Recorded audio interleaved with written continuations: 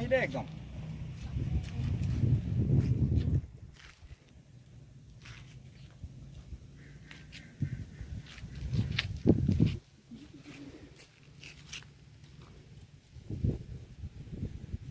ছাত্ৰছাত্ৰীসকল আমি যোৱা 1 ছেপ্টেম্বৰৰ পৰা 15 ছেপ্টেম্বৰলৈকে এই ঘিলাধাৰী উচ্চতৰ মাধ্যমিক বিদ্যালয়ত স্বচ্ছতা পষেকৰ কাৰ্যসূচী বিভিন্ন কাৰ্যসূচী ইতিমধ্যে পালন কৰা হৈছে। মোৰ সহকৰ্মী শিক্ষক শিক্ষয়িত্ৰীসকলে এই ক্ষেত্ৰত সহযোগ আগবঢ়াইছে। মৰমৰ ছাত্ৰ ছাত্ৰীসকলে এই ক্ষেত্ৰত তেওঁলোকৰ সহযোগিতা আগবঢ়াইছে। আচলতে স্বচ্ছতা সম্পৰ্কে আমি বহলাই ব্যাখ্যা নকৰিলেও হ'ব, যিহেতু স্বচ্ছতা হৈছে এনেকুৱা এটা পদ্ধতি যি প্ৰক্ৰিয়াৰ দ্বাৰা আমি পৰিষ্কাৰ পৰিচ্ছন্নভাৱে নিজকে প্ৰতিষ্ঠিত কৰিব পাৰোঁ। আমি যদি স্বচ্ছ হৈ থাকোঁ বা পৰিষ্কাৰ হৈ থাকোঁ তেতিয়া আমাৰ বিজ্ঞানসন্মতভাৱে স্বাস্থ্যসন্মত এক পৰিৱেশ আমি নিজেই গঢ়ি তুলিব পাৰোঁ। গতিকে আচলতে চৰকাৰে এই ক্ষেত্ৰত বিভিন্ন সময়ত এনেকুৱা ধৰণৰ কাৰ্যসূচী আমাক দি আহিছে আৰু আমিও কৰি আহিছোঁ।